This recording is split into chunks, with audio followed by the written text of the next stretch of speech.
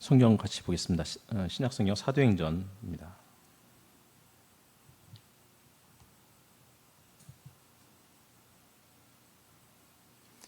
사도행전 10장 1절부터 33절입니다. 조금 길 것 같지만 사실은 각 구절이 거의 단문으로 되어 있습니다. 그래서 금방 읽을 수 있을 것 같습니다. 조금 집중해서 교독하겠습니다.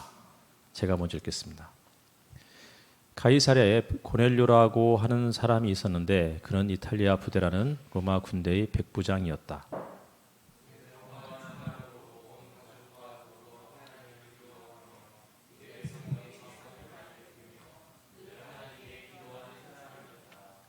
어느 날 오후 3시쯤에 그는 환상 가운데에서 하나님의 천사를 똑똑히 보았다. 그가 보니 천사가 자기에게로 들어와서 고넬료에 하고 말을 하는 것이었다.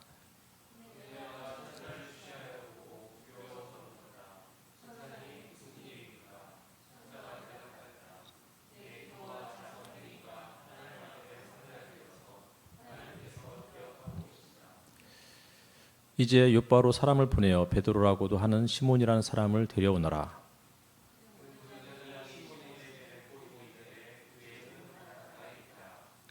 그에게 말하던 천사가 떠났을 때 고넬료는 하인 2사람과 자기 부하 가운데서 경건한 병사 하나를 불러서 이튿날 저들이 길을 가다가 요바에 가까이 이르렀을 때 베드로는 기도하려고 지붕으로 올라갔다. 때는 오정쯤이었다.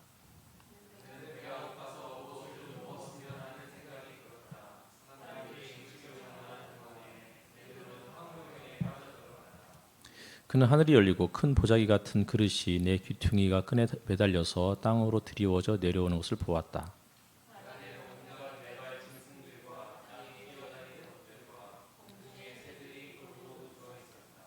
그때 베드로야 일어나서 잡아먹으라 하는 음성이 들려왔다.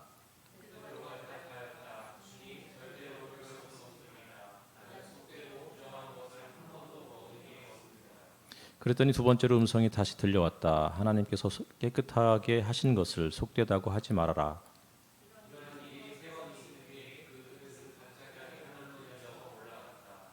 베드로가 자기가 본 환상이 대체 무슨 뜻일까 하면서 속으로 어리둥절하고 있는데 마침 고넬료가 보낸 사람들이 시몬의 집을 찾아서 문 앞에 다가섰다.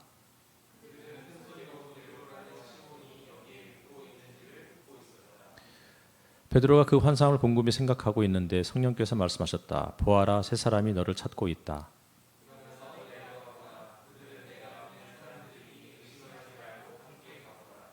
그래서 베드로는 그들에게 내려가서 물었다. 보시오, 내가 당신들이 찾고 있는 사람이요. 무슨 일로 오셨소?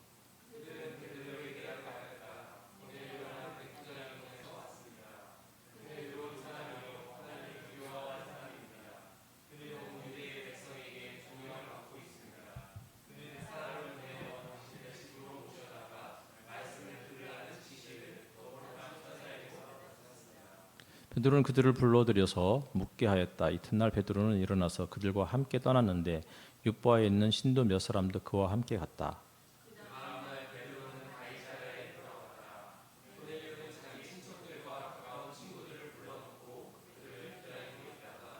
베드로가 들어오니 마중 나와서 그의 발 앞에 엎드려서 절을 하였다.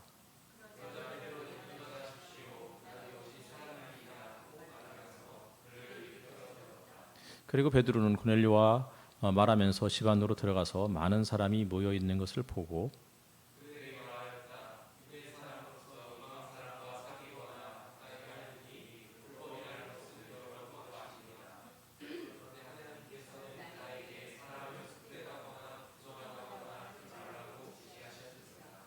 그래서 여러분이 나를 부르러 사람들을 보냈을 때 반대하지 않고 왔습니다. 그런데 묻고 싶은 것이 있습니다. 무슨 일로 나를 오라고 하셨습니까?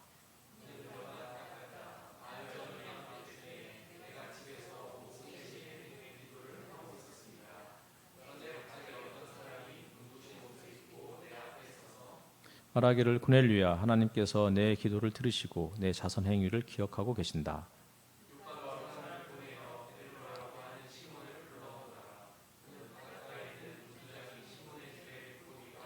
같이 읽겠습니다. 그래서 나는 곧 당신에게 사람을 보냈던 것입니다. 그런데 이렇게 와주시니 고맙습니다. 지금 우리는 주님께서 당신에게 지시하신 모든 말씀을 들으려고 다 같이 하나님 앞에 모여 있습니다. 반갑습니다. 하나도 안 반가운 표정인데 인사 한번 나누실까요? 그래도 뭐 여기 자리에 계신 분도 있고 밴드에서 또 여러분들이 계시는데 밴드에 계신 분들도 서로 또 뭐 인사 나누셨으면 좋겠습니다. 밴드만 켜놓고 뭐 지금 이제 올림픽도 뭐 배구 오늘 졌다고 그러더라고요.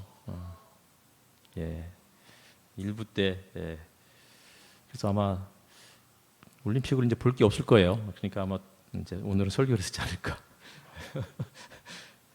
예, 사회적 거리두기 4단계가 연장되었습니다. 22일까지 이제 그렇게 연장이 됐는데 뭐 그럴 거라고 예상을 했었습니다. 사실은 그래도 내심 그렇게 예상했지만 내심으로는 그래도 빨리 끝났으면 좋겠다. 빨리 3단계 적어도 3단계라도 떨어졌으면 좋겠다라고 했는데 결국은 연장이 되었고 그래서 좀 약간 당혹스러운 이런 기분도 있습니다. 예, 뭐 밴드에 여러분들이 또 반갑습니다. 안녕하세요 이렇게 인사해 주셨습니다. 오늘은 그래도 좀 시원한 바람이 분다고 말씀하신 분도 있고 주님의 평화를 빕니다. 찬양이 너무 오늘 좋다 이렇게 말씀하시는 분도 있네요. 반갑습니다. 코로나가 사라지지 않을 것 같다라는 이제 그런 불길한 예감들이 어느 정도 이제 맞아 떨어지는 것 같습니다. 대통령 담화의 발표도 있었죠. 그리고 전문가들도 역시 연이어서 계속해서 이런 이야기를 하고 있고 심지어는 지금 뭐 확진자가 줄어들어야 되는데 오히려 더 이제 급증하고 있는 더더군다나 이제 백신을 인구의 3분의 2까지 맞은 나라들에서 여전히 확진자가 줄지 않고 늘어나고 있다라는 이런 이야기들을 들으면 참 갑갑하고 걱정스럽기도 합니다. 그럼에도 불구하고 우리가 이렇게 뭐 이런 형식으로라도 예배를 드릴 수 있게 되어서 그리고 제한적이나마 이런 식으로라도 교제를 나눌 수 있게 되니 그나마 좀 다행이 아닌가라는 생각도 해보게 됩니다. 여튼 여러분의 가정에 우리 주님의 평안과 안전과 건강이 충만하시기를 또 축복합니다. 코로나가 장기화되면서 답답하고 또 예민해지는 것 같습니다. 온라인으로 주로 이제 소통을 해야 되다 보니까 말 한마디가 또 때로는 예기치 않은 그런 오해를 불러오기도 합니다. 뭐 지난 주 중에 제가 또 경험했던 일이기도 한데 목회자들 중심으로 하는 그런 독서 모임에서 줌으로 보통 이제 모임을 진행하고 카톡방에서 이제 이런저런 이야기를 나누는데 거기에서 또 문제가 생겨가지고 어떤 분이 탈퇴하고 어떤 분들은 이제 굉장히 불쾌함을 막 표현하고 그 중간에 끼어 있는 저로서는 이제 뭐 여기저기 전화를 받다가 굉장히 난처했던 이런 경험도 있습니다.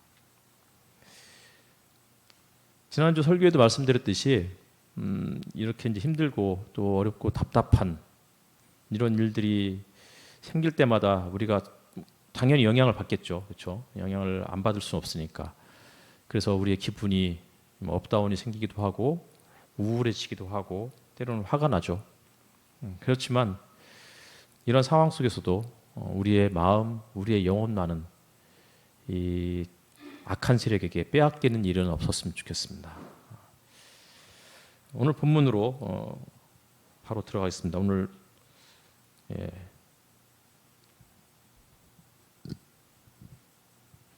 밴드 댓글을 보니까 반갑습니다. 열대야는 좀 덜한 것 같긴 해요. 수피가 반갑다고 그렇게 인사를 했고요. 근데 이제 정은영 자매님이 끊긴다고 그렇게 이야기하네요. 다른 분들은 괜찮다고 말씀하시는 거 보니까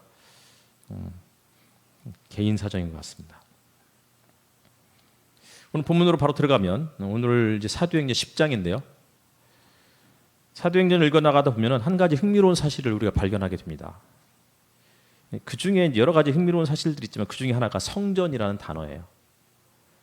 사도행전을 사실 우리가 뭐 사도행전을 이제 시작한 지 이제 몇 주 됐으니까 1장이 기억나지는 않겠지만 기억나지 않는 분들 계시겠지만 1장은 예수님의 부활 이후에 승천하는 장면으로 시작이 되죠. 근데 그 배경이 성전이었습니다. 그러니까 예수님이 승천하는 장면도 성전이고 2장에서 오순절 성령이 강림했던 그곳도 성전이었습니다. 물론 우리는 이제 주로 여기가 마가의 다락방이다 이렇게 이제 통상적으로 생각을 하지만 아마도 이 사람들이 함께 모여서 기도했던 곳은 성전 뜰이었을 것이고 그렇게 기도하고 방언으로 이야기하는 것을 지나는 성전에 순례하러 왔던 사람들이 그 말을 다 알아듣잖아요. 그런 것을 보면은 실내는 아니었을 것입니다.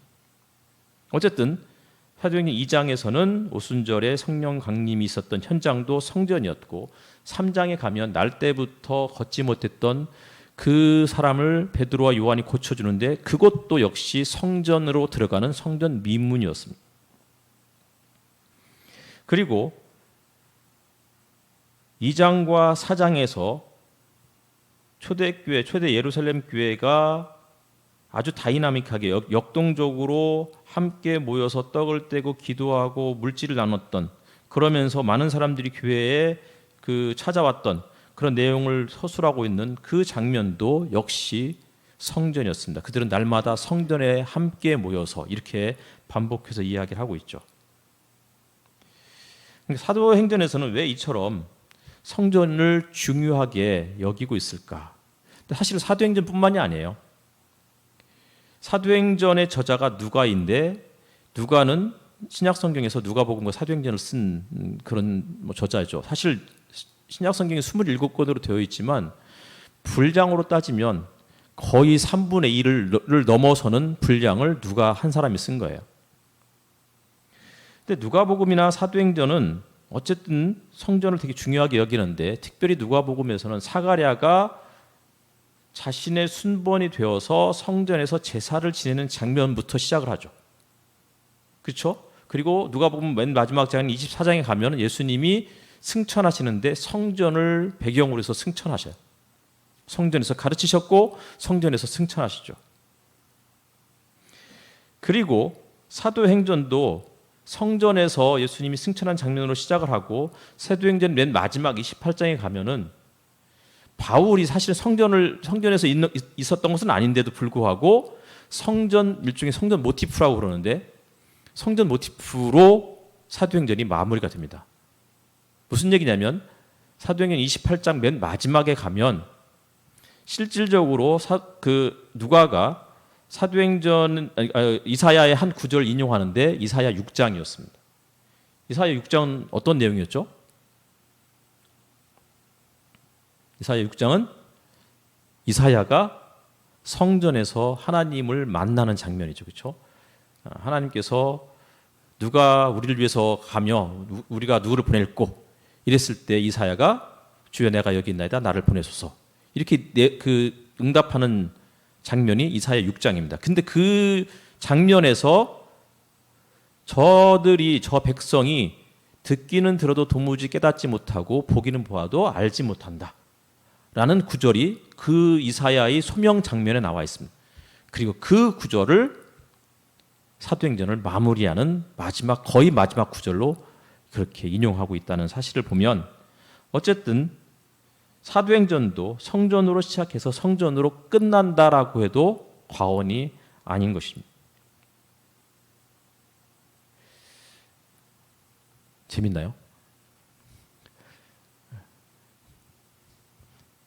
재밌으세요? 요새 우정희 권사님은 그 눈물샘 치료를 받은 이후에 거의 눈물을 흘리지 않으셔가지고 제가 설교할 때마다 그것 때문에 많이 힘을 얻었었는데 그래도 이렇게 눈물을 닦아주는 그런 어떤 제스처라도 한번 치워주시면 괜히 그동안 오해했던 것 같아요. 내가 오늘도 설교를 잘하고 있구나 이렇게 생각했었었는데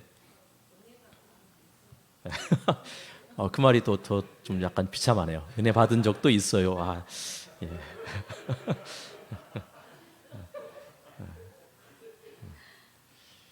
어쨌든 성전은 이스라엘에게 있어서는 굉장히 거룩한 곳의 상징이었습니다. 그러니까 하나님께서 성전에 임하셨으니까 당연히 성전은 거룩한 곳이었죠. 그리고 성전에서 제사를 담당하는 제사장들은 당연히 거룩한 사람들이었습니다. 그러니까 이스라엘을 살펴보면은 크게 세 부류의 사람들이 있는 거예요.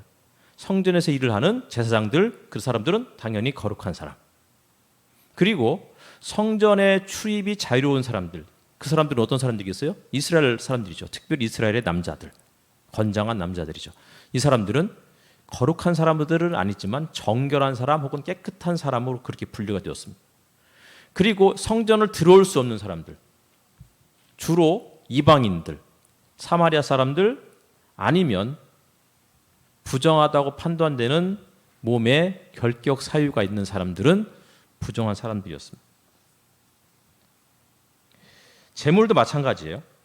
그러니까 재물이라고 하면 안 되고 먹거리, 음식도 마찬가지죠. 일반적으로 이스라엘 사람들에게 허용된 음식들은 깨끗한 음식들이었습니다. 가장 대표적인 것이 소나 양 이런 것들이죠, 그렇죠? 그리고 특별히 그 중에서 성전 제단에 올라갈 수 있는 제물은 거룩한 것들이었습니다. 소나 양이라든지 비둘기라든지 뭐 이런 것들은 거룩한 것들이었죠. 혹은 곡식들이 다 거룩한 것이 아니고 제단에 올라간 것들만 거룩한 것들이었습니다. 그리고 먹지 말아야 하는 것들, 대표적으로 뭐 돼지라든지 뭐 토끼라든지 뭐 독수리나 이런 것들은 먹어서는 안 되는 것들이었습니다. 그것들은 부정한 것들이었죠. 그러니까 예전에는 하나님께서 왜 돼지나 개나 뭐 이런 것들 혹은 그 바다에서 그 이제 생활하고 있는 물고기들 중에서도 특별히 진흙바닥을 기어다닌 것들이잖아요. 뭐 이런 것들은 왜 먹지 말라고 하셨을까? 문어나 낙지 뭐 이런 것들이잖아요. 이런 것들을 위생의 문제로 생각을 했던 적이 있었습니다. 근데 지금의 대다수의 학자들은 그것은 일관성이 결여된 것으로, 결여된 해석으로 그렇게 받아들이죠. 그러니까 단순히 위생의 문제 때문에 하나님이 먹어도 되고 혹은 먹어서 안 된다 이렇게 말씀하신 것이 아니고 이스라엘 사람들의 독특한 세계관이었다는 것입니다. 세상을 세 개로 구분하는 거룩한 것과 정결한 것 그리고 부정한 것. 사람도 거룩한 사람, 정결한 사람, 부정한 사람 이렇게 구분을 한 거죠. 그래서 우주가 어떻게 구성되어 있다고 생각했어요? 1층천, 2층천, 3층천으로 구성되어 있다고 생각했죠. 그리고 고린도후서에 보면은 바울이 내가 3층천에 다녀온 적이 있다. 이렇게 이야기를 하잖아요. 노아 방주는 몇 층으로 되어 있죠? 당연히 3층으로 되어 있겠죠. 노아 방주는 우주의 축소판이었으니까. 성전은 몇 단계로 구성되어 있냐면 성전 역시도 3층이 아니고 3단계로 구성되어 있습니다. 성소, 지성소와 성소, 그리고 성전 뜰, 그리고 성전 밖 이렇게 구분이 되어 있습니다. 그러니까 그 전체는 뭐 솔로몬 행각이라는 담이 둘러싸고 있습니다. 어쨌든 그들은 이렇게 세상을 그렇게 구분했습니다. 그래서 특별히 하나님께 바쳐질 수 있는 것은 거룩하고 그리고 평상시에 그래도 이스라엘 사람들이 먹을 수 있는 그런 것들은 정결하고 깨끗한 것들이었고 그렇지 않은 것들은 다 부정한 것들이었습니다. 이스라엘 사람들도 마찬가지였죠. 제사장들은 거룩한 사람, 그리고 일반 이스라엘 사람들은 정결한 사람, 그 다음에 몸에 결격 사유가 있는 사람들은 부정한 사람. 그런데 사도행전은 이러한 레위기의 분위기와는 사뭇 다른 메시지를 전하고 있습니다. 그러니까 레위기는 성막에서의 제사와 율법에 관한 성경이었다면 레위기가, 사도행전은 성전을 중심에 두고 이야기가 전개가 되어 있지만 그러나 성전을 넘어서는 혹은 율법을 넘어서는 내용들을 다루고 있습니다. 성령이 말 그대로 거룩한 영이잖아요. 홀리 스피릿, 그렇죠? 기본적으로 구약 성경은 성령은 하나님의 영으로 그렇게 이야기하고 있습니다.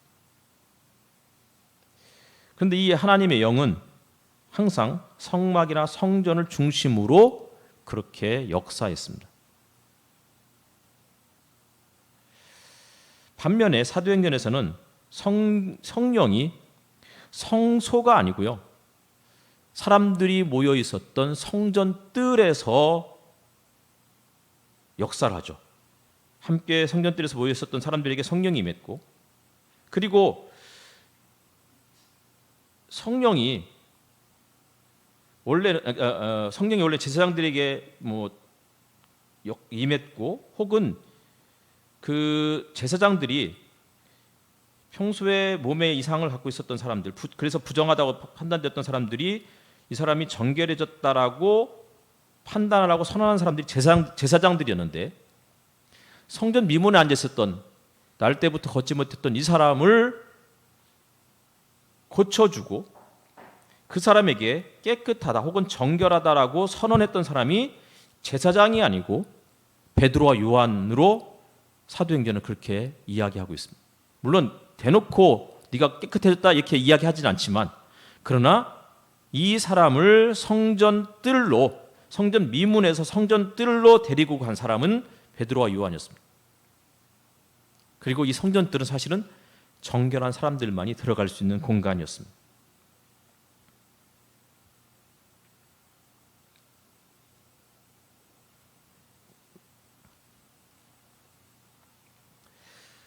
그리고 초대교회가 탄생했을 때 이들은 날마다 성전에 모여서 함께 떡을 떼었다, 기도했다 이렇게 나와 있잖아요. 그렇죠? 이것도 성전과 연결해서 생각해 보아야 제대로 이해가 될 수 있는 부분이죠. 구약 성경에서 성전 혹은 성막에서 매 주마다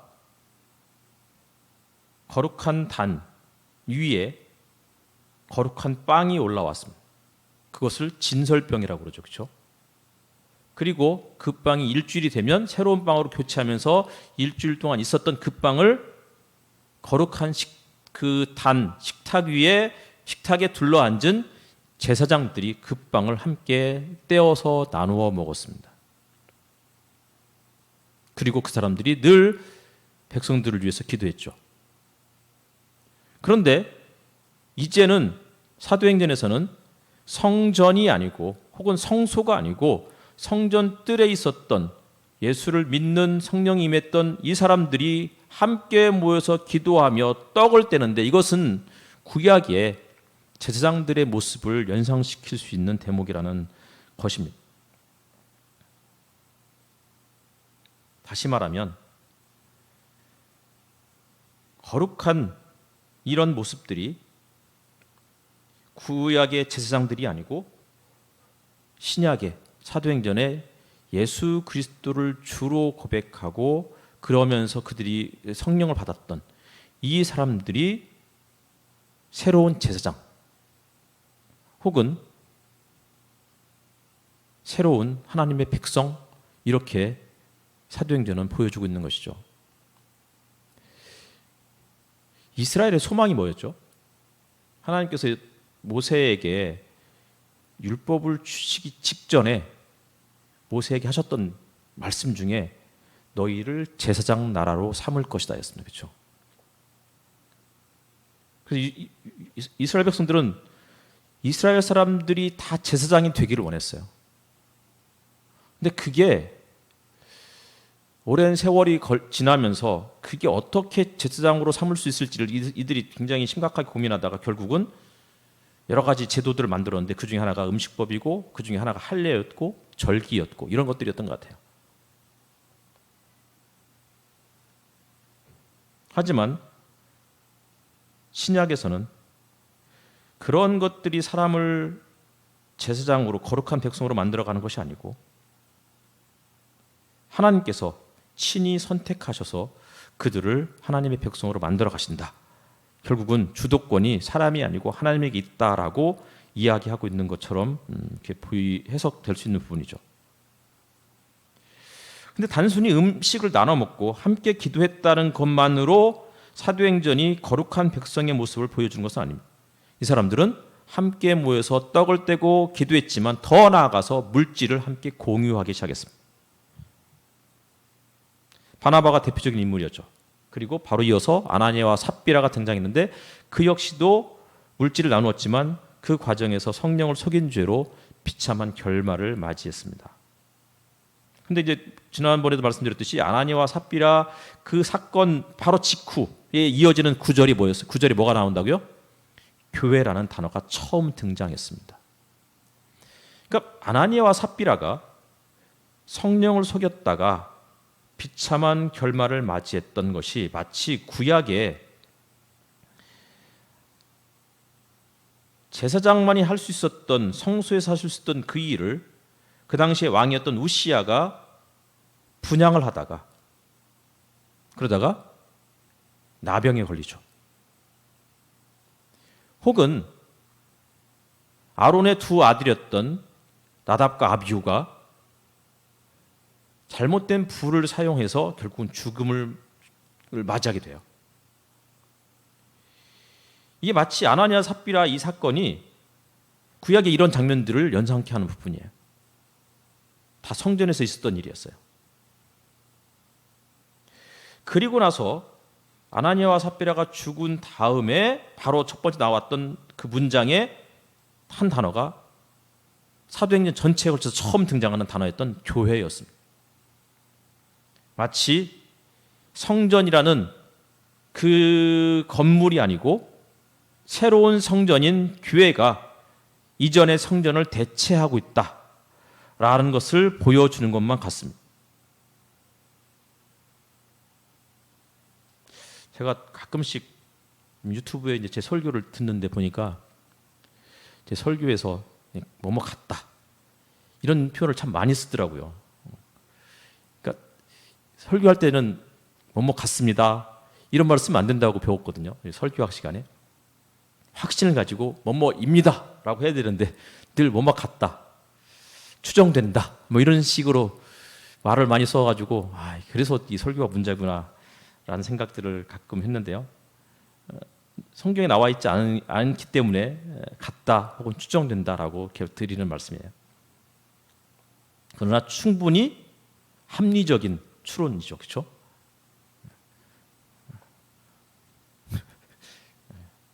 밴드에 대고 얘기하겠습니다. 그렇죠? 밴드에는 막 다들 아멘 막 이런 이야기가 나올 것 같은데 아직 한 번도 안 났습니다.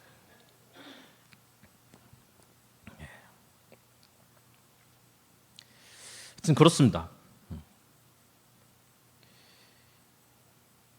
복음서에 보면 예수님이 성전에 들어가셔서 성전을 허물라 내가 사흘 만에 다시 세우겠다라는 말씀을 하셨고 그러자 이것에 대해서 훗날 제자들은 예수께서 세우시겠다고 했던 그 성전은 건물로서의 성전이 아니고 예수님의 부활하신 몸을 상징하는 것이다, 의미하는 것이다 라고 그렇게 해석을 했습니다. 그렇게 이해했죠. 그리고 실질적으로 사도행전에서 그 에베소서에서 사도 바울은 교회가 그리스도의 몸이다라고 그렇게 이야기했습니다. 다시 말하면 교회는 새로운 성전이고 더 나아가서 참된 성전이다라고 신약 성경은 그렇게 계속해서 반복해서 강조하고 있는 것입니다. 우리 정은영 자매님이 아멘 했습니다. 스데반의 순교 이후에 예루살렘 교회에 큰 박해가 찾아왔습니다. 그래서 많은 지자들이 흩어졌죠. 근데 그 중에 사도행전 6장에서 헬라파를 대표해서 세워졌던 빌립이 사마리아로 그 박해를 피해서 사마리아로 갔죠. 단순히 복음을 전하기 위해서만 간 것은 아니었다고 지난번에 말씀드렸습니다. 박해가 찾아왔는데 특별히 헬라파 사람들이 유대 지방과 사마리아로 흩어졌습니다. 사마리아는 부정한 땅이었는데 그곳을 자신들의 도피처로 삼았다는 것은 아주 재미있는, 아주 흥미진진한 그러한 내용이죠. 다시 말하면 단순히 사마리아 사람들에게 복음을 전하기 위해서가 아니고 평소에도 헬라파 사람들 중에 특별히 빌립과 같은 사람들이 사마리아를 어떻게 생각했는지를 보여주는 그런 내용이라고 말씀드렸습니다. 빌립은 평소에도 사마리아를 저주받은 땅, 부정한 땅이라고 생각하지 않았을 것이고 그렇기 때문에 박해가 찾아오자 사마리아로 피했고 그리고 그곳에서 복음을 전했고 복음을 전했던 이 사람들이 예수를 믿었고 그러자 예루살렘에 있었던 베드로와 요한을 초청해서 그들에게 안수케 했더니 그곳 사람들이 성령을 받는 장면들이 8장에 나와 있습니다. 그럼으로써 사도행전 저자가 우리에게 해주고 싶은 말이 뭐겠어요?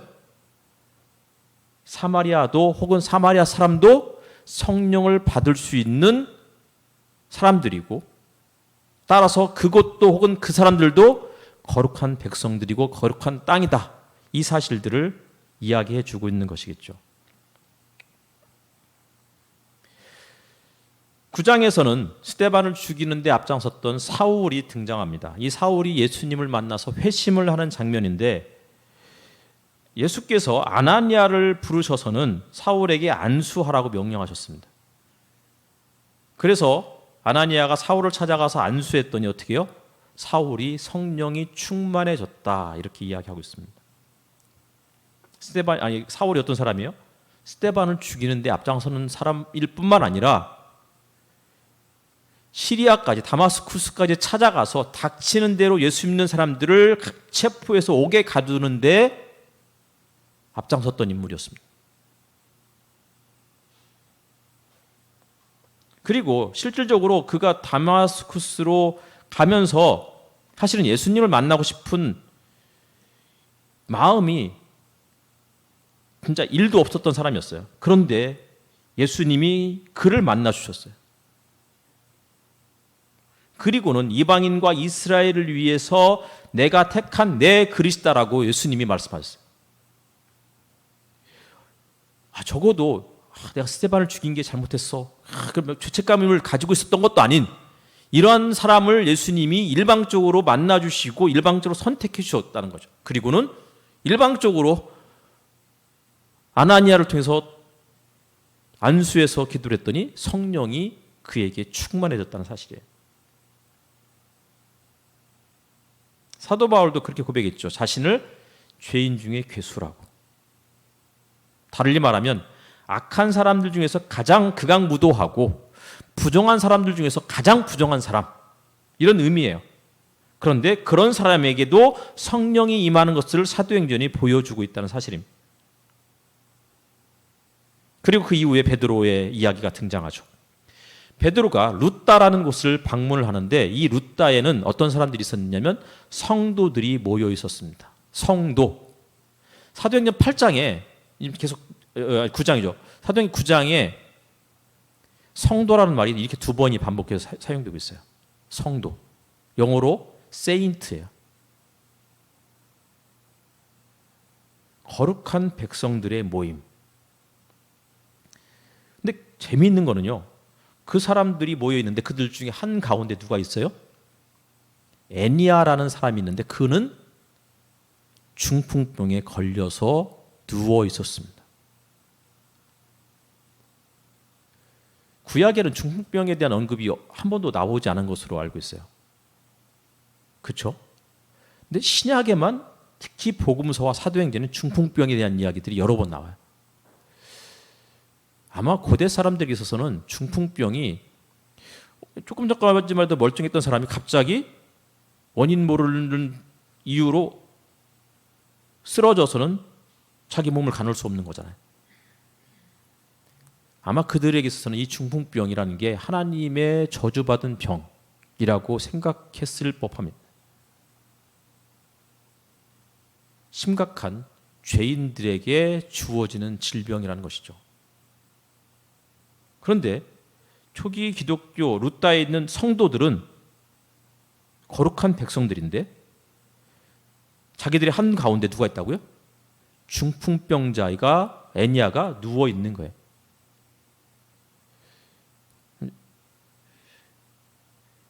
재밌죠?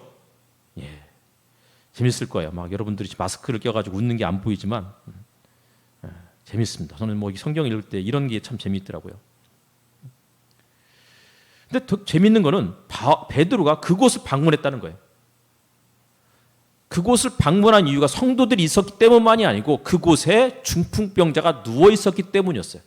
그런데 루다의 그 집을 방문할 때 베드로가 중풍병자라는 부정한 사람이 누워 있다는 사실을 알고 있음에도 불구하고 들어갈 때 대문에서 약간 머뭇거렸다라는 표현이 나와 있지 않습니다.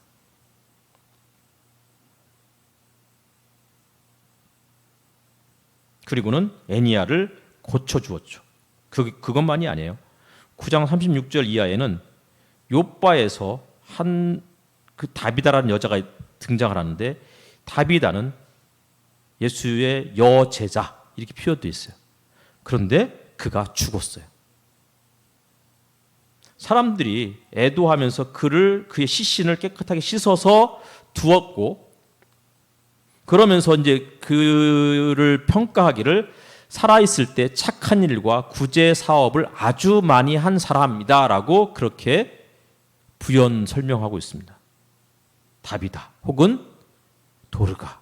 다비다는 아람어 그리고 도르가는 헬라어죠. 다시 말하면 이 사람은 헬라파 과부였을 거라고 추정합니다. 근데 평소에 일반적으로 그 당시에 과부들과 달리 이 다비다는 자신의 남편이 죽으면서 많은 유산을 물려주었을 것 같아요. 넉넉한 사람이었던 거죠. 아니면 뭐 사업 수완이 좋아서 사업을 통해서 큰 재산을 모았던 사람일 수도 있겠습니다. 어쨌든 간에 그는 살아있을 때에 구제하는 일에 열심이었던 사람이었습니다. 그리고 그가 죽었을 때 그의 도움을 받았던 수많은 성도들과 과부들이 애도하면서 그 집에 모여들었던 것이죠. 그런 현장에 베드로가 등장했습니다. 그리고는 다비다가 누워있는 그 방에 다른 사람들을 다 내보내고 자신과 단둘이 있죠. 그리고는 그를 향해서 기도했고 그리고는 이렇게 명령했습니다. 다비다여 일어나시오. 아람어로 뭐라고 한다고요? 다비다 쿰. 마가복음에는 달리다 쿰이죠. 소녀야 일어나라. 달리다가 이제 소녀라는 뜻이고 그리고 쿰은 일어나다 이런 뜻일 거예요. 뭐 저는 잘 모르지만 그리고 여기서는 다비다 쿰으로 나와 있습니다. 다비다를 살린 베드로가 욥바의 시몬이라는 사람의 집에 여러 날을 묵고 있다라는 것이 9장 맨 마지막 절과 10장 그리고 11장인가에 3번 나와 있습니다. 근데 이 시몬이라는 사람의 직업도 눈여겨보아야 합니다. 직업이 뭐라고요? 무두장이죠. 그렇죠? 무두장이 무슨 뜻이에요?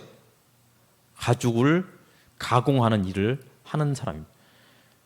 이 직업은 부정한 직업입니다. 죽은 동물을 가지고 가죽을 만드는 거니까. 그런데 베드로가 성령을 받은 거룩한 베드로가 무두장이 시몬의 집에 잠깐도 아니고 수일을 머물렀습니다. 아마 이 시몬은 예수를 믿은 성도였을 것입니다. 그런데 사도행전에서는 이와 같이 그 사람의 직업이 어떠한 직업이든 혹은 어디 출신이든 출신 성분이라든지 직업이라든지 민족이나 혹은 뭐 건강상의 문제든 이런 거하고는 하등의 상관이 없이 저 사람이 성령을 받았느냐 받지 않았느냐 이것으로 거룩하냐 그렇지 않느냐를 평가했습니다. 그리고 그것만이 아니고 더 나아가서는 아무리 부정한 사람, 극악무도한 사람, 이방인이라 할지라도 그가 원하면 성령이 임하는 것으로 사도행전은 그렇게 계속해서 강조하고 있는 것입니다. 베드로가 무두장이 시몬의 집에 머물러 있었을 때 고넬료라는 로마의 백부장이 등장했습니다. 고넬료는 이방인이죠. 그런데 사도행전은 그를 어떻게 평가하고 있느냐면 경건한 사람으로 온 가족과 더불어 하나님을 경외하는 사람, 하나님을 두려워하는 사람, 유대인들에게 자선을 많이 베풀고 늘 하나님께 기도하는 사람이라고 소개하고 있습니다.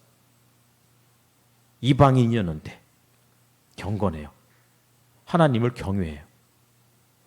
1세기 당시에 이방인들 중에는 유대교로 개종을 하기를 원하는 사람들이 꽤 있었던 것으로 자료에 나와 있습니다. 근데 유대인으로 개종을 하고 싶은데 가장 큰 걸림돌이 뭐겠어요? 할례의 문제였습니다. 그러니까 할례라는 것을 넘어서기가 굉장히 어렵고, 또 하나는 음식법이라든지 유대법을 다 따라야 된다는 것이 사실 큰 부담이었어요. 왜냐하면 이 사람들은 유대인들과 사는 사람들이 아니고 이방인들 틈에서 하나님을 믿어야 되는 사람들이기 때문에. 아마 고넬료도 유대교에 대해서 혹은 유대교에서 이야기하는 하나님에 대해서는 관심이 많았지만 선뜻 유대교로는 개종하지 못하는 경계선에 있는 사람이죠. 그래서 그는 성전이나 혹은 회당 모임에 정기적으로 참석을 했던 사람이었을 거예요. 그래서 그런 사람들, 고넬료 같은 이방인을 뭐라고 부르냐면 하나님을 경외하는 사람들, 영어로 God fearer 이렇게 설명을 해요. 어쨌든 1세기 당시에는 이런 사람들이 상당히 많이 있었습니다. 그리고 고넬료도 이런 사람이었겠죠. 그런데 그런 고넬료에게 하나님의 거룩한 천사가 등장했습니다. 그리고는 이런 얘기를 하죠. 내 기도와 자선 행위가 하나님 앞에 상달되어서 하나님께서 기억하고 계신다. 너의 믿음 이렇게 이야기하지 않고 내 기도와 너의 자선 행위가 하나님께 상달되어서 하나님이 그것을 기억하신다. 이렇게 이야기하고 있는 것입니다. 무슨 기도를 했을까요? 고넬료가. 성경은 나와 있지 않지만 그냥 생각해 보면 그 역시도 하나님의 백성이 되고 싶다라는 그런 기도를 하지 않았을까 생각이 듭니다. 하여튼 이런 과정 속에서 갑자기 또 베드로가 등장하는데, 베드로는 누구의 집에 여전히 있어요?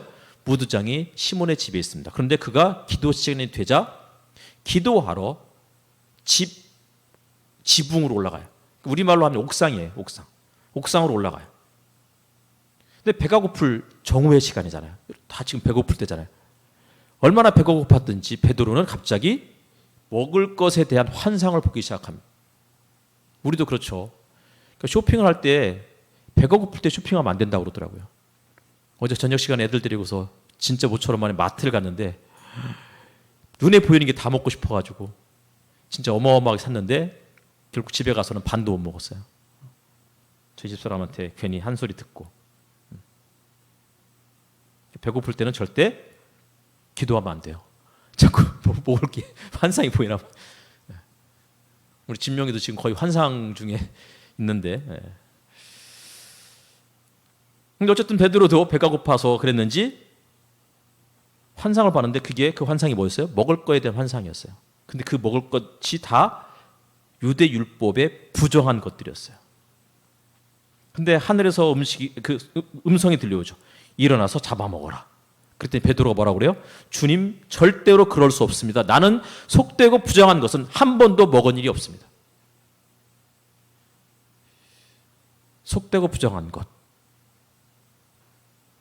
그랬더니 한 번으로 끝이잖아요. 계속해서 반복이 되죠. 하나님께서 이렇게 말씀하셔요. 하늘로부터 들려오는 음성이 이렇죠. 하나님께서 깨끗하게 하신 것을 속되다고 하지 말아라. 이런 일이 3번 반복이 되고 결국은 그 음식을 담은 그릇이 하늘로 올라가요. 그러니까 부정한 것이 하늘로부터 내려왔다는 것도 되게 특이하고, 이 부정한 것이 다시 하늘로 올라갔다는 것도 특이하고, 또 더군다나 내가 깨끗하다고 한 것을 속되다고 하지 말아라, 이런 이야기를 성경 다른 곳에 한 적이 없어요. 한 적 있나요? 모르겠어요. 한 번도 제 기억이 안 나요. 어쩌면 외경에는 나오는지 몰라요. 제가 외경을 꼼꼼하게 안 읽어봐서 잘 모르겠는데, 이 외경이나 혹은 그 1세기 당시에 1세기 전후로 해서의 그 유대 문헌들에 나와 있는지 모르겠지만 이런 얘기가 없었습니다. 그런데 갑자기 내가 깨끗하다고 한 것을 부정하다고 하지 말아라, 이런 말씀하신 거죠. 이런 과정 중에 백부장의 집에서 사람들이 찾아왔던 거예요. 그리고 베드로가 그들을 자기 집으로 초청해요. 고넬료는 이방인이었고 그가 보낸 사람들도 이방인이었거나 적어도 이방인과 함께한 유대인이었겠죠. 그런데 베드로가 그들의 신분에 대해서 전혀 묻지 않고 그들을 자기 집에 묵게 했고, 그들과 함께 일어났 그 다음날 이튿날 아침 일찍 고넬료의 집에 갔을 때도 그들과 함께 머물렀습니다. 집 앞에 갔을 때 머뭇거리지 않았습니다. 이방인인데, 혹은 그 집에 들어가서 고넬료가 내온 음식에 대해서도 전혀 묻지 않고 과감하게 그냥 먹었을 것입니다.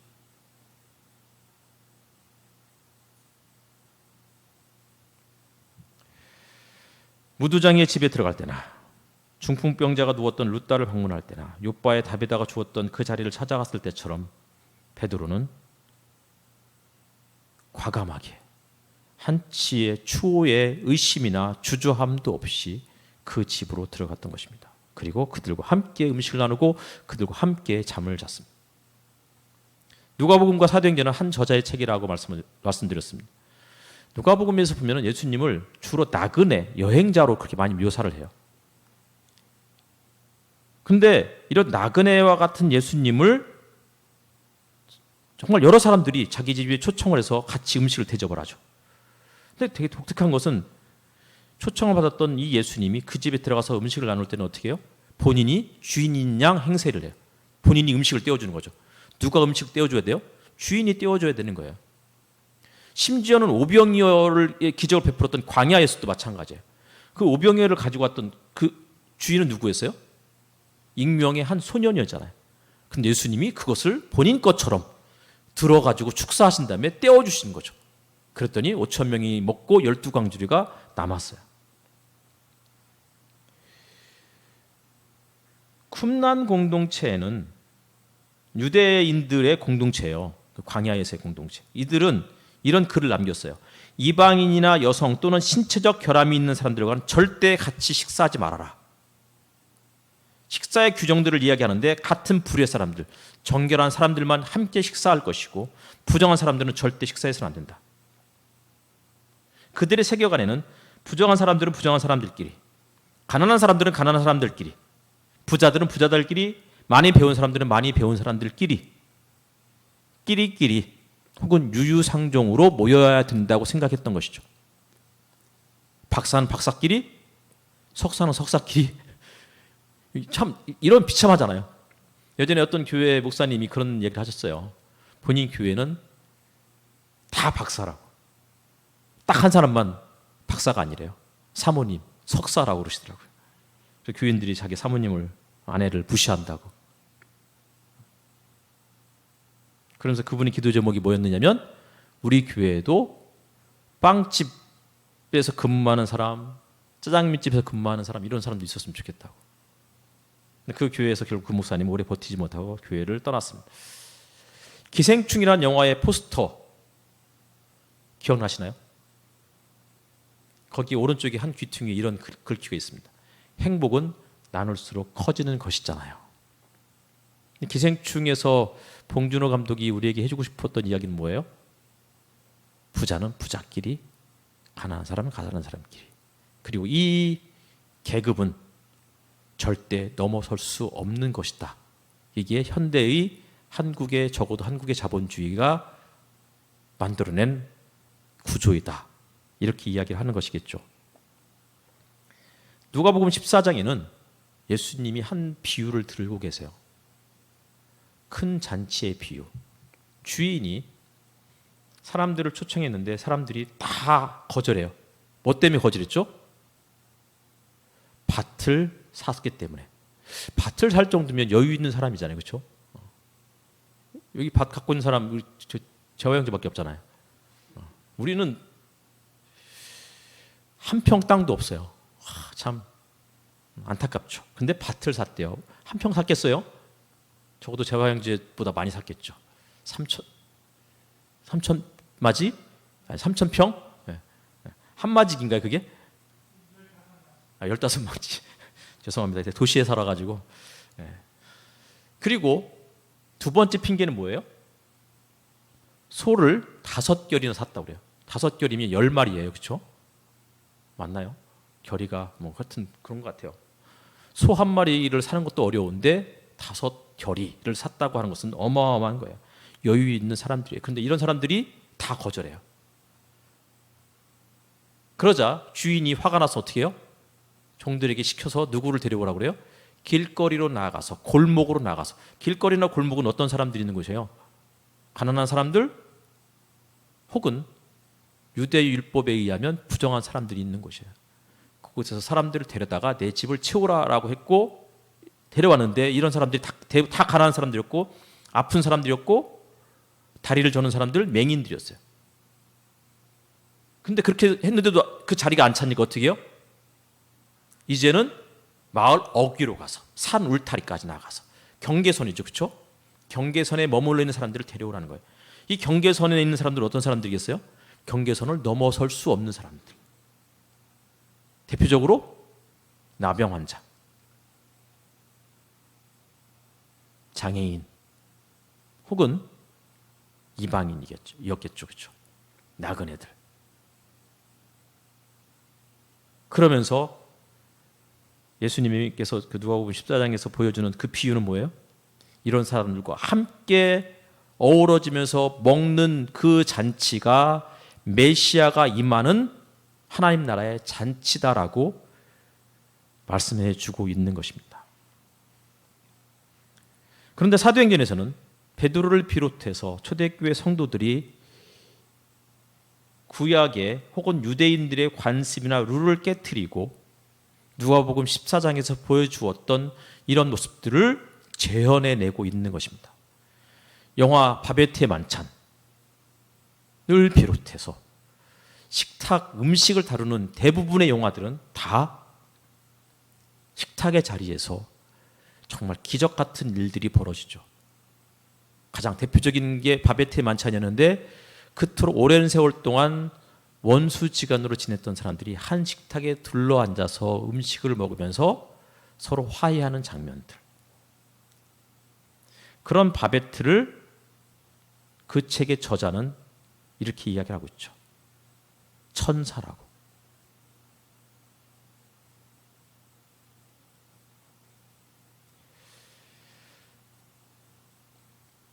특별히 남을 대접하고 환대하는 것은 누가복음 사도행전의 이야기일 뿐만 아니라 성경 전체에서 강조하는 이야기이고 심지어는 거의 모든 문화에서 중요하게 여기는 것이다라고 학자들이 이야기합니다.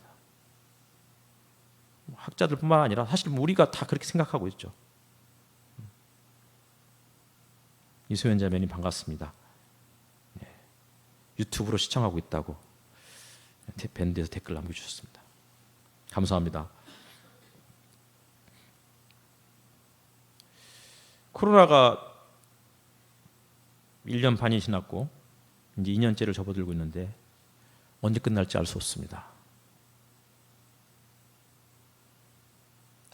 코로나 이전까지는 한 번도 주일 예배를 마치고 식사를 거른 적이 없었는데 식탁에 둘러앉아서 같이 모여서 어린아이와 어른들이 다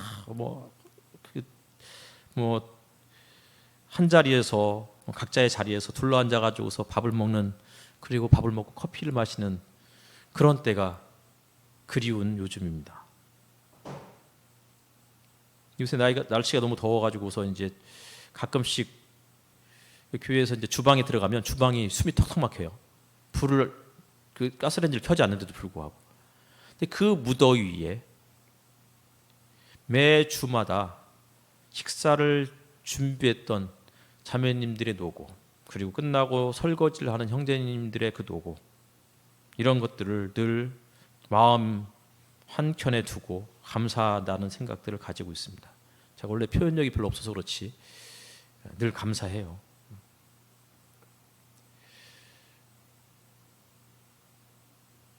식탁 공동체, 어떤 사람들과 함께 음식을 먹느냐, 이것은 우리들의 신앙의 축소판인 거예요. 나와 비슷한 사람들끼리만 어울려서 밥을 먹는 것, 평소에는 그렇죠. 그럴 수밖에 없죠. 하지만 그것만이 전부다라고 생각하는 그 자체가 위험한 거예요. 성경에서 이야기하는 그런 모습이 아닌 거죠.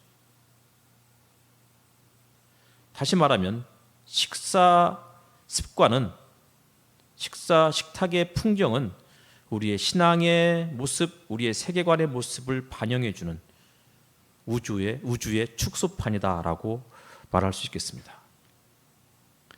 그런데 코로나 때문에 우리가 함께 모여서 밥을 먹기가 굉장히 어렵습니다.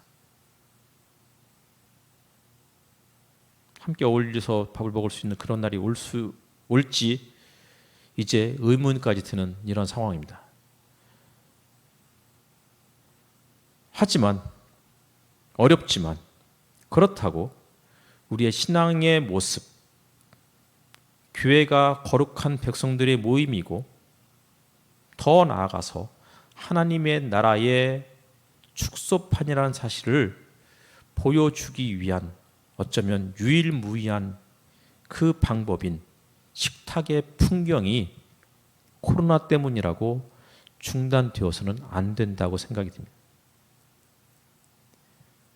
환대의 식사, 우정의 식사, 혹은 화해의 식사, 이것을 결코 포기해서는 안 될 것입니다. 그러니 조금만 더 힘을 내주셨으면 좋겠습니다. 함께 밥을 먹자는 이야기를 하기가 참 눈치 보이는 이런 상황이지만 그래도 우리가 최대한 방역에 신경 쓰면서 방역 기준에 맞춰서 같이 밥을 먹는 일들을 이어나가야 되겠습니다. 소수지만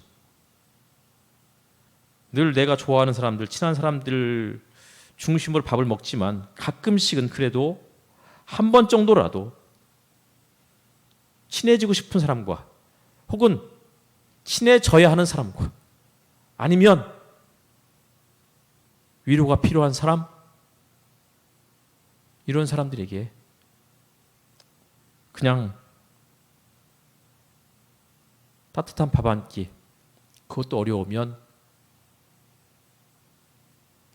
이름을 콕 집어서 이야기하기는 좀 그렇지만 미안하지만 우리 정현자매가 잘하는 것처럼 컵라면이라도 함께 끓여서 같이 먹을 수 있는 이런 일들이 계속 우리 가운데 이어져야 되겠습니다.